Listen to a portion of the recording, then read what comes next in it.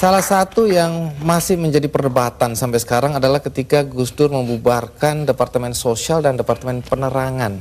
Kalau Departemen Sosial dulu, apa alasan persisnya? Sementara banyak orang terlantar yang harus diayomi oleh departemen itu. Persisnya itu. Karena departemen itu yang mestinya mengayomi rakyat, ternyata korupsinya gede-gedean. Sampai hari ini. Kalau membunuh tikus kan tidak perlu membakar lumbungnya.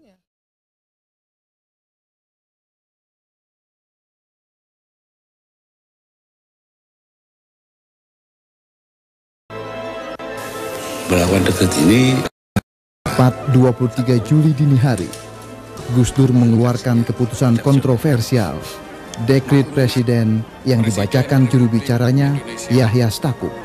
Setelah melihat dan memperhatikan dengan seksama perkembangan politik, sontak keputusan Gus Dur ini mengundang reaksi keras berbagai kalangan. Mulai dari tidak adanya dukungan dari TNI, seruan fatwa Mahkamah Agung bahwa maklumat Presiden Gus Dur bertentangan hukum, hingga MPR yang tetap menggelar sidang istimewa tanpa kehadiran sang presiden. Ironisnya, dengan serta-merta pula MPR melantik Megawati Soekarno Putri sebagai Presiden kelima Republik Indonesia.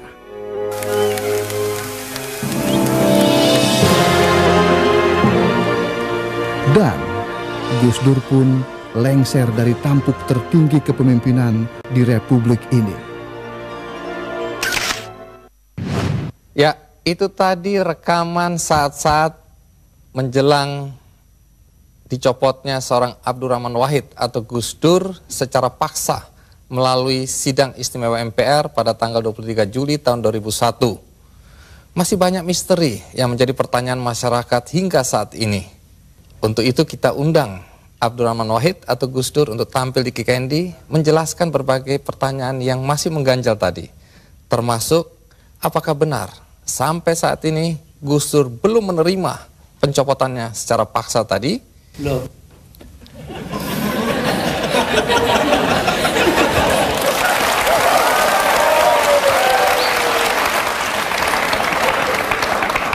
Jadi Gus Dur, tadi itu ringkasan dari peristiwa detik-detik terakhir Anda mengundurkan diri atau mundur atau dimundurkan. Nah, apakah sampai sekarang Anda dilengserkan? Apakah Anda masih tetap sampai saat ini tidak menerima dan menganggap itu tidak sah? Oh, enggak benar, enggak sah emang. Itu proyek politik dari MPR, karena itu Amin Rais tidak merasa perlu memberitahu saya. Iya. Dulu Anda, atau sampai sekarang bahkan Anda tetap menganggap itu sebagai pelanggaran konstitusi. Pelanggaran apa sebenarnya? Pelanggaran konstitusi karena di situ ada insubordinasi. Insubordinasi itu siapa yang mimpin?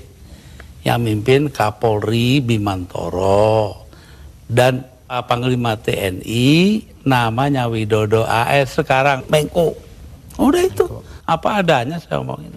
Tapi begini Gus, setelah Anda merasa itu tidak sah, tapi toh kenyataannya Gus Dur digantikan oleh Megawati, kemudian sekarang kita punya presiden namanya SBY, semua berjalan normal saja. Lalu apa negatifnya bagi bangsa dengan pencopotan Anda tadi? Bukan soal bangsa, ini soal hukum. Saya dilengserkan secara politis, secara hukum belum pernah dibuktikan saya bersalah.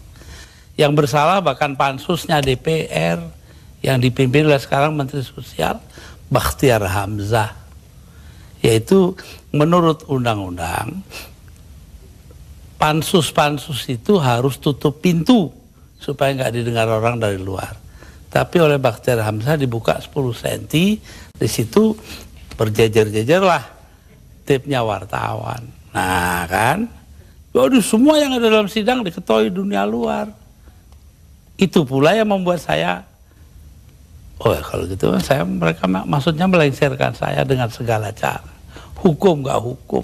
Tapi sesudah itu apa upaya yang Anda lakukan? Nggak ada. Sebab penakut bangsa ini. Kenapa Anda bilang penakut? Bangsa ini penakut karena tidak mau bertindak kepada yang bersalah. Akhirnya gak ada yang ditindak toh.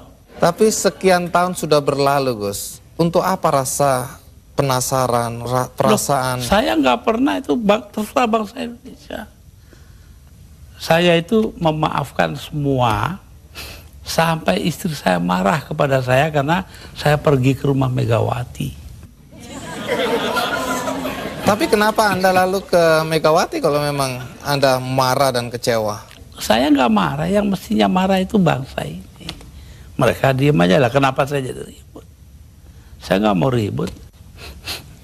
Baik, Gus Dur. Tapi disuruh memandang itu benar, nggak bisa dong.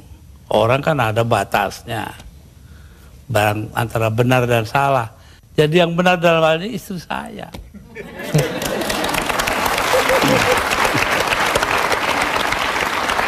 Tapi kenapa Gus Dur nggak mau nurut Tanya sama dia, istri? jangan tanya saya dah. 300.000 orang, Mas, tanda tangan supaya saya jangan berhenti jadi presiden, tahu? Tapi saya bilang, daripada bangsa ini pecah dalam pertempuran, darah mengalir karena saya, mendingan saya lengser aja deh. Nah itu. Tapi omongan ini kan dibilang omongan ngawur, Gus. Karena faktanya ketika Anda bilang nanti jutaan orang akan datang masuk Jakarta, orang-orang dari Jawa Timur. Begitu ditunggu-tunggu nggak datang. Saya yang nahan kok.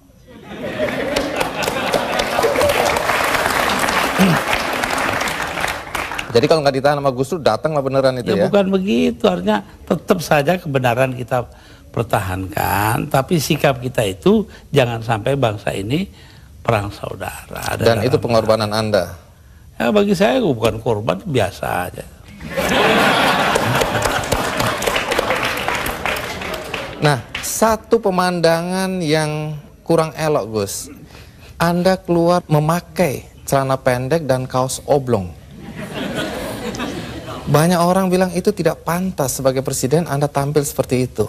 Mengapa Anda tampil seperti itu? Lah ya itu supaya saya nggak dianggap presiden. Terus manfaatnya apa dengan dianggap tidak sebagai presiden? Loh, orang dingin hatinya, nggak jadi marah. Tapi Gus Dur, dalam upaya mencopot Anda, siapa orang yang paling bertanggung jawab atas pencopotan tersebut menurut Anda? 2. Siapa? Amin Rais dan Megawati. Mengapa? Hah? Tanya sana dong, kok tanya. Nah, kalau memang Megawati dan Amin Rais dianggap orang yang paling bertanggung jawab atas pencopotan Anda, apakah Anda dendam sama mereka? Lah, ngapain dendam sama Amin? Artinya Gus Dur sudah melupakan itu, sudah memaafkan. Maafkan, lupa sih enggak. Nah, pernahkah setelah peristiwa ini, apakah itu Megawati atau Amin Rais datang ke Anda untuk meminta maaf? Enggak ada. Mereka merasa dirinya benar, ya sudah. Besok-besok akan terbukti oleh bangsa ini sendiri kok. Pernyataan ini agak bertentangan dengan kenyataan bahwa kelihatannya Gus Dur sama Pak Amin Rais sama Ibu Megawati akur-akur aja, rukun-rukun aja. Saya di dunia ini yang pantas pemimpin Indonesia ya, yang pantas jadi musuh saya cuma satu, Mas. Siapa itu? Pak Harto. Artinya tapi apa itu pun saya di raya masih ke sana. Masih jadi teman baik saya. Artinya apa itu? Artinya saya nggak punya musuh dong di Indonesia.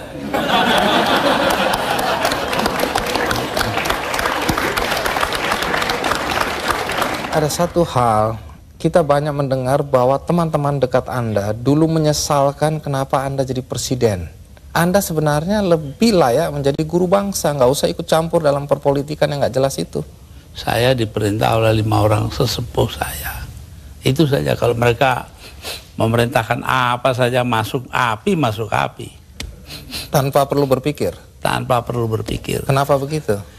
Loh, Selain sesepuh saya itu ini orang pesantren disuruh nurut orang tua. Itu nggak bisa ditawar itu, Gus ya? Nggak bisa ditawar. 5 orang itu, saya nggak sebut namanya.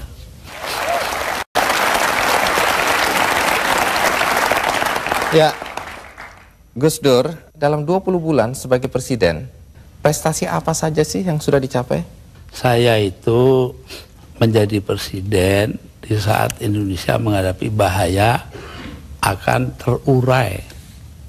Kelompok-kelompok separatis ada di mana-mana.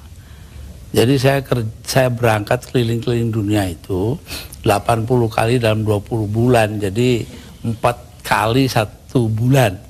Itu tugas saya cuma satu. Apa? Yaitu membuat supaya integritas wilayah Indonesia ini tetap. Itu aja, nggak ada pikiran lain kok saya. Tapi ada yang menuduh. Dan ternyata berhasil toh. Kita tetap satu negara hari ini. Jadi Gus Dur merasa itu karena jasa Gus Dur? Bukan, artinya tugas saya begitu. Perkara saya berjasa itu adalah soal kedua. Tapi ada yang menuduh bahwa Gus Dur ini sebenarnya menggunakan aji mumpung. Mumpung jadi presiden, dibayari negara, keliling jalan-jalan. Alah, nanti sejarah akan membuktikan. Tapi Gus Dur, perjalanan Anda itu menelan biaya sampai 52,7 miliar. Ya, tapi eksistensi Indonesia sebagai satu negara harganya jauh lebih tinggi. Jadi nggak bisa dipersoalkan itu biaya. Nggak bisa dipersoalkan. Loh, kalau enggak kan udah dipakai oleh orang-orang brengsek itu.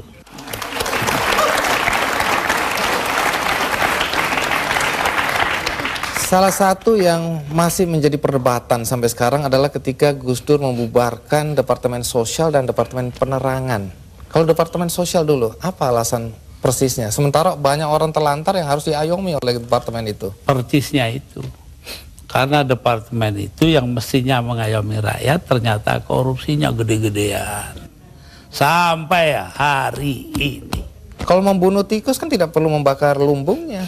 Oh memang. Kenapa Anda bakar lumbungnya? Bukan. Karena tikusnya sudah menguasai lumbung.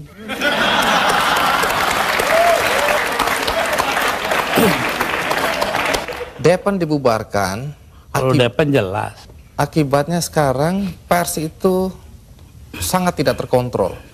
Begini bahkan ya. Pornografi sekarang merajalela. Ya, betul. Itu dosa Anda loh. Enggak dong. Dosa yang nyarin. Saya diapa-apakan itu saya bekerja menurut ketentuan Undang-Undang Dasar. Undang-Undang Dasar menjamin kebebasan berpikir. Dan itu hanya mungkin kalau Depan nggak ada.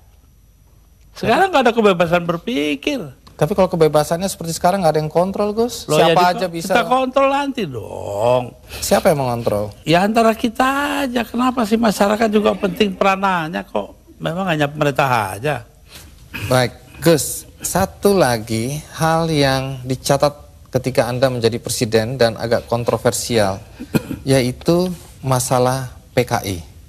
Banyak orang begitu khawatir ketika Anda dulu mencabut TAP MPR nomor 25 MPRS 1966. Sebab bertentangan dengan Undang-Undang Dasar, Mas. Tapi itu ada kesan pembelaan Anda terhadap orang-orang ex-PKI dan keluarganya. Terserah, kesan nggak kesan terserah. Apa alasan yang Anda? Terpenting itu bahwa tugas mengucilkan PKI itu bukan tugas negara. Itu yang penting. Apa artinya pemisahan agama dari negara kalau negara ngurusin segala hal? Padahal yang menentang PKI kan cuma beberapa gelintir orang aja. Jadi Anda tetap merasa bahwa apa yang Anda lakukan mencabut TAP MPR itu benar? Benar karena bersamaan dengan Undang-Undang Dasar gitu loh. Kenapa? Karena memang Undang-Undang Dasarnya begitu, mau diapain? Begitu itu bagaimana? Ya melindungi semua.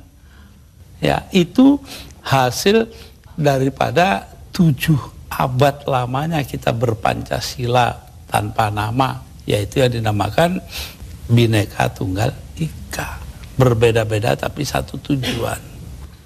Nah ini yang penting kita ngelihatnya dari situ. Kalau belakangan ini ada kekhawatiran PKI akan bangkit? Kenapa takut? PKI aja ditakuti.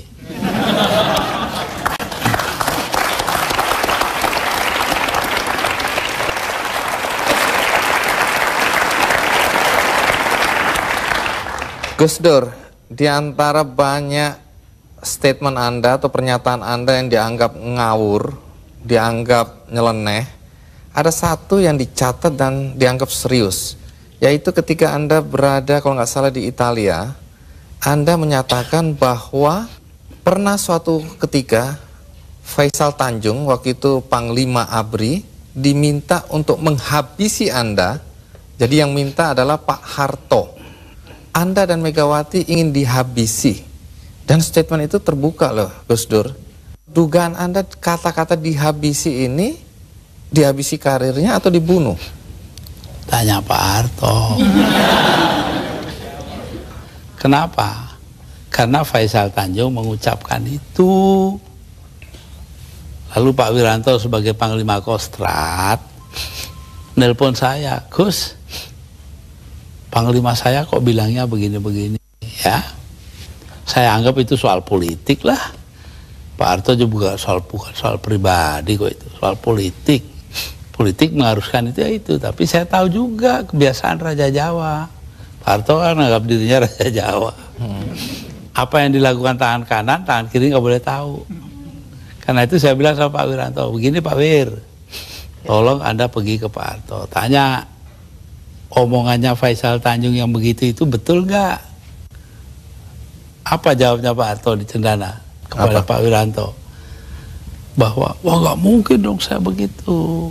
Megawati itu dilindungi ayahnya, Gus Dur dilindungi para kiai. Lah selesai sudah. Mau soal politik, saya nggak ada dendam pribadi, nggak ada. Malah saya terus terang aja, ini ada Yeni anak saya ini, ikut saya kemarin hari raya pertama hari Sabtu, saya soal Pak Harto, ya maaf-maafan hari raya sudah selesai, terus makan pulang. Ya, tapi ini kan untuk meluruskan sejarah, jangan sampai orang salah paham mengenai ini. Pak Faisal Tanjung juga secara terbuka mengklarifikasi bahwa tidak pernah ada itu. Jadi apa yang Anda kalau bilang, begitu Pak Wiranto dong, dia mengatakan Pak Wiranto bohong.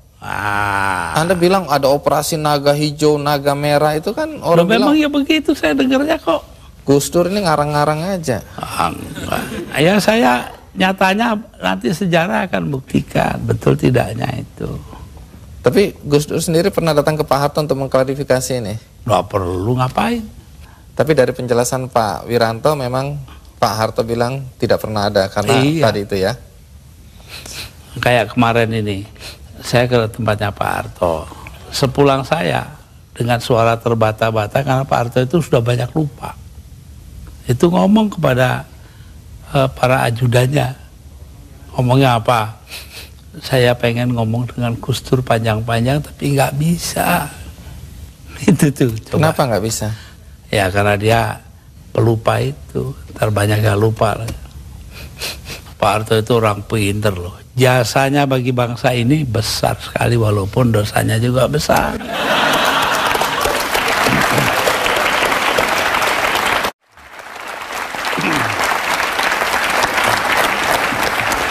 Menjelang 2009, sejumlah nama disebut-sebut sebagai calon presiden. Selain SBY, Megawati, Yusuf Kala, nama Gus Dur juga mulai disebut-sebut. Dari segi popularitas, menurut Lembaga Demokrasi dan HAM yang terbaru, urutannya sebagai berikut. SBY 21%, Megawati 17,6%, Amin Rais 7,5%, Yusuf Kala, Wiranto 4,9%, Gus Dur 1,5%. Agak lebih dikit, 1,9% Gus Dur. Lumayan, 0,4% lebih tinggi. Nah, kemudian dan yang menang nggak disebut. Belum ini. Yang paling bawah itu.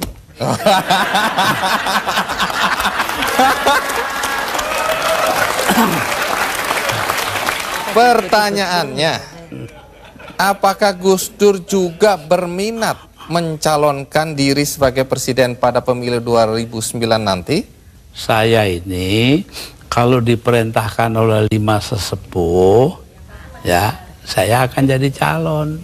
Tanpa tim sukses, tanpa duit. Dulu begitu. Kalau Gus Dur maju tadi tanpa uang, tanpa macam-macam, lalu modal Gus Dur apa? Kepercayaan masyarakat. Apa Gus Dur yakin masyarakat masih percaya sama Gus Dur? Loh. Ayo ikut saya yuk, nanti kalau saya ke Situbondo 250.000 orang. Berbanding 100 atau 200 juta sedikit sekali itu Gus. Loh, kalau cuman dia Lah banyak. Saya ini tiap 2-3 hari sekali, 2 atau 3 hari sekali ini kiai kampung. Kalau mau ikut nanti hari Kamis ke Cicalengka dengan saya, tempatnya Ajengan Said. Itu 3.000 kiai kampung. Kembali ke dalam konteks Gus Dur akan mencalonkan diri, katakanlah setelah mendapat restu dari 2 kiai lainnya.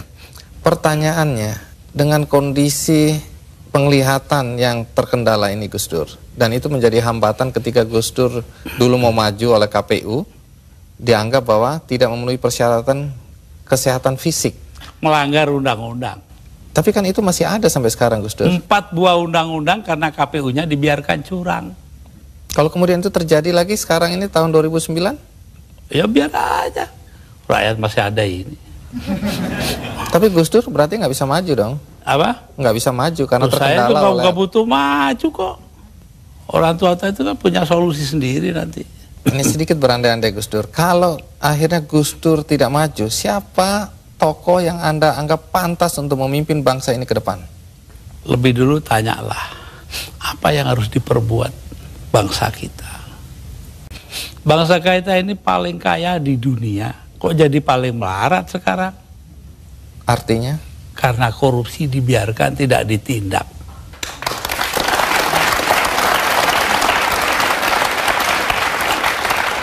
Jadi kalau harus menyebut tokoh, Gus Dur bisa nggak menyebut tokoh? Siapa kira-kira yang pantas dari yang ada? Nanti dong, rahasia perusahaan.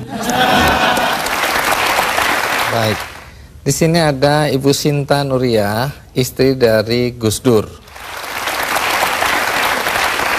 Ibu Sinta, pertanyaan penting nih. Kalau Gus Dur mencalonkan diri lagi dan direstui oleh para kiai, apakah Anda mengizinkan? Saya sebagai istrinya, menjadi apapun, saya akan tetap mendukung. Karena terpaksa atau karena cinta? Jelas karena cinta dong.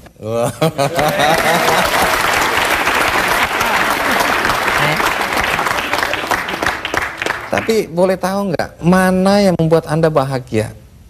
Sebagai istri Gus Dur sekarang atau sebagai istri Gus Dur ketika menjadi presiden? Sebagai istri Gus Dur, baik sebagai presiden, sebagai orang biasa, sebagai kiai, atau sebagai apapun, saya akan tetap bahagia di sampingnya. Saya baca di biografi Gus Dur ini, dulu Anda ini cantik dan diperebutkan. Sekarang sih masih cantik juga. Ya? Tapi dulu Anda cantik dan diperebutkan oleh banyak pemuda. Tapi yang tidak terungkap di sini, mengapa Anda mau kawin sama Gus Dur? Karena itu adalah kehendak Allah. Yakin? Saya yakin. Saya dapat informasi katanya Anda dipaksa oleh paman. Paman siapa? Jadi Saya punya paman. ah. Nanti dulu. Nanti dulu. Namanya Pak Aziz Bisri. Ya, dia marah. Loh kok Nuria itu mau aja salaman dengan Abah Kiai Bisri Sansuri, kakek saya dari ibu. Kenapa? Saya kan juga pengen salaman. Nah, itu paman ngiri. Oh. Ibu Sinta, apa sifat-sifat Gus Dur yang paling menyenangkan buat Anda?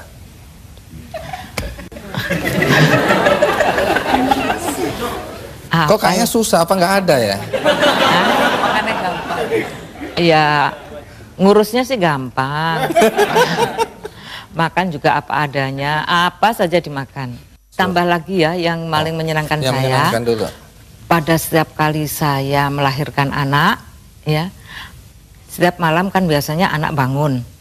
Nah itu setiap kali anak saya bangun, nangis, maka Mas Dur yang pertama kali bangun, kemudian mengganti popoknya yang kena kencing, kemudian mengangkatnya dan menyerahkan kepada saya.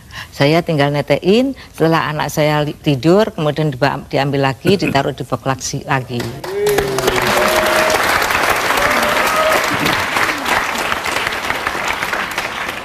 Pertanyaannya, kalau yang menjengkelkan Apa sifat-sifat Gus Dur yang menjengkelkan? Yang menjengkelkan ya kalau urusan kesehatan susah sekali diaturnya. Sampai sekarang? Ya sampai sekarang. Baik. Nah, banyak yang tidak paham pada semua tindak atau banyak tindakan Gus Dur, langkah-langkah Gus Dur yang dibilang jurus dewa mabok gitu Gus Dur. Tapi Yeni kelihatannya bisa memahami Gus Dur. Kira-kira bagaimana kita bisa memahami seorang Gus Dur? Atau kita bisa menerima Gus Dur apa adanya, bagaimana caranya, Yen? Yang dikatakan oleh beberapa orang tadi yang diwawancara bahwa Gus Dur itu ahead of his time, sangat jauh melampaui zamannya. Jadi kalau ada seorang kiai dari Pandeglang mengatakan dengan sangat sederhana bahwa Gus Dur ini ibaratnya kepala lokomotif kereta Jepang yang sangat supersonik itu, sementara gerbongnya ini gerbong ya kereta kita sekarang gaya baru ekspres atau gaya baru malam atau apalah. Jadi terseok-seok nggak bisa mengikuti. Tapi satu hal bahwa Gus Dur ini selalu mendasari tindakannya kepada beberapa hal yang sebetulnya sangat simpel. Keinginan beliau adalah menciptakan perdamaian dan rekonsiliasi. Jadi seperti dikatakan tadi misalnya PKI dan lain sebagainya itu hanyalah upaya, sedikit upaya bagaimana terjadi rekonsiliasi di antara sesama anak bangsa di Indonesia ini. Itu, jadi sebetulnya tidak ada kontroversinya kalau kita bisa memahami dari gambaran besar seperti itu. Lalu soal tadi kebetulan karena saya ikut menemani pada waktu pakai celana pendek di halaman istana. Itu sebetulnya adalah upaya terakhir dari Gus Dur, ya waktu menjadi presiden masih, atau hari-hari terakhirnya lah. Untuk mengajari bangsa ini, untuk berpikir mendahulukan substansi bukan bungkus. Nah, pada saat Gus Dur rajin mengkritik SBY waktu itu, Anda justru masuk menjadi staf ahli presiden. Ya. Apakah Gus Dur tahu atau Anda diizinkan? Sangat tahu dan saya diizinkan. Ya. Tidak ada masalah. Itu urusan dia. Tapi kan ini jadi orang bingung ini lihat. Loh, itu anaknya ya biar Gus Dur. Bingung. Jadi Gus Dur tidak pernah ikut campur dalam kehidupan Anda? Tidak pernah. Gus Dur, ada satu misteri yang Anda harus ungkapkan pada kesempatan ini. Yaitu katanya kalau Gus Dur tidur, kita ngobrol, kita diskusi, Gus Dur bangun langsung nyambung. Apa betul itu, Gus? Saya dengarkan apa kata terakhir yang saya ingat ya. Nah, tentu mereka belum bicara jauh dari situ-situ aja masih. Jadi kalau itu saya, wah disangkanya saya denger.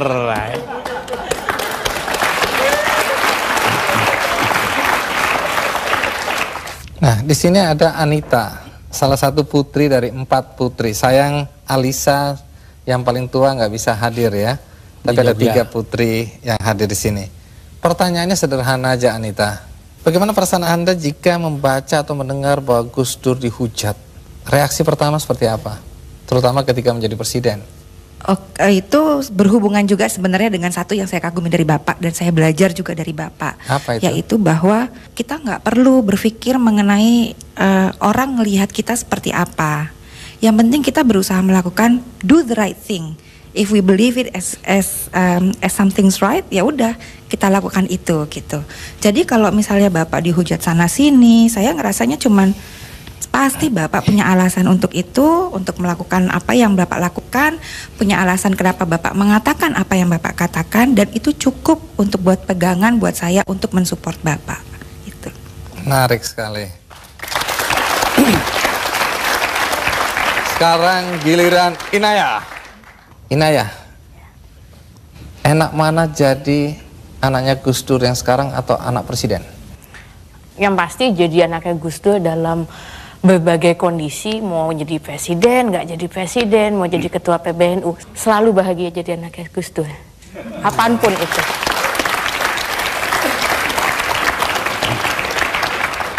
Di Metro TV ada program namanya news.com dan di situ ada figur Gus Pur yang meniru Gus Dur.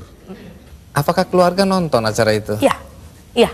Tiap minggu malam itu selalu ada di Pertanyaannya, bagaimana reaksi keluarga ketika melihat tokoh Gus Pur ini? Marah, jengkel, senang, atau apa perasaannya? Yang saya tahu Pak Handoyo itu, Iya. Pak Handoyo itu sangat kagum pada Bapak. Dan saya sangat melihat bahwa apa yang dilakukan Pak Handoyo itu bukan apa ya, kok dalam bahasa Inggrisnya mocking ya, bukan mockery, tapi lebih karena itu bentuk penghormatannya beliau kepada Bapak. Jadi nggak perlu jengkel, sangat tidak perlu. Oke, baik kalau gitu kita minta. Itu saja kok repot-repot memahami Dr. Handoyo. Kalau gitu kita panggilkan Gus Pur atau Dr. Handoyo.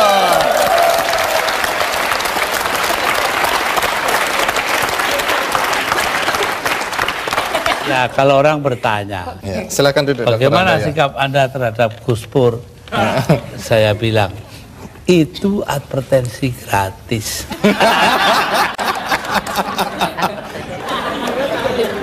Ibu Sinta, sebenarnya siapa yang lebih ganteng di antara ini? Gus Dur dong. Dr. Handoyo ini pengikut advertensi Fuji Film. Lebih indah dari warna asli. Tapi tunggu dulu. Waktu itu saya tanya sama Dr. Handoyo, Anda udah dapat izin belum dari Gus Dur untuk memerankan Gus Pur? Katanya sudah dapat izin. Apa betul, Gus? Ya, anggap aja udah dapat. Habis mintanya pun begitu, ya udah. Tapi sebelum kita lanjutkan, bagaimana kita lihat Dr. Handoyo menirukan Gus Dur menjadi Gus Pur di news.com. Ini dia cuplikannya. Gimana Gus? Kalau berani ya dituntut sana. Gitu aja kok repot. Iya. Jangan bawa-bawa saya ya. Saya tuh nggak ikutan. Saya datang sendiri, wong saya cuma mau silaturahmi. Gitu aja kok repot sih. Kritik itu penting loh untuk kemajuan. Gitu aja kok repot.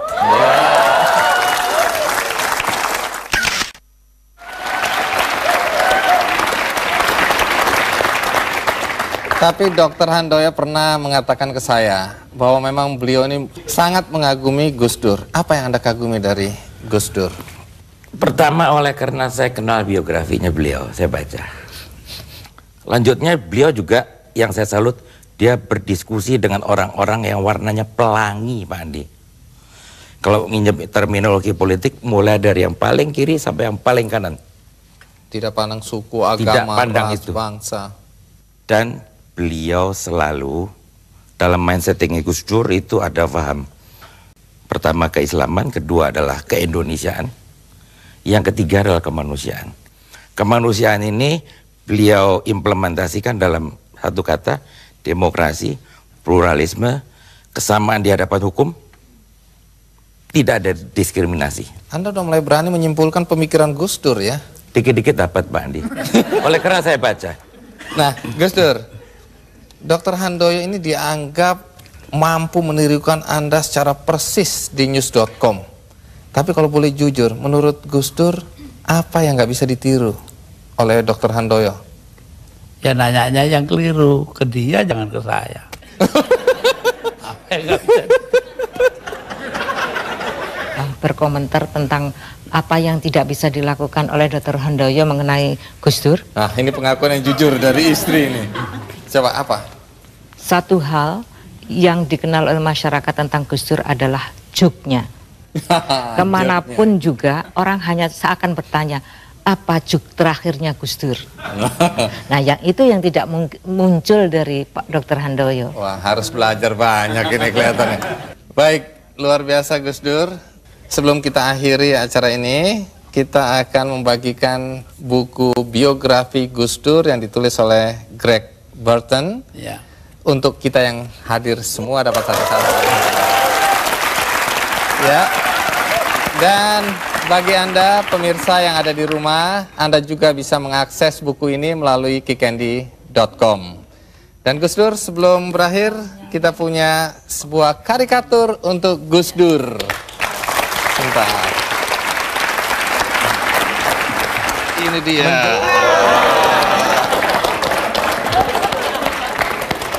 Jadi di sini digambarkan Gus Dur pakai kopiah dengan pakaian silat ya, jawara. memegang kendi bertulisan Drunken Master. Oke Gus Dur, sekali lagi terima kasih untuk kehadiran Gus Dur di sini. Minta maaf kalau ada guyonan yang nggak pas, juga Gus Pur. Iya. Dan pemirsa, berakhir sudah acara Ki Candy. Mudah-mudahan ada arti yang bisa Anda petik dari semua pembicaraan dan wawancara ini. Sampai jumpa.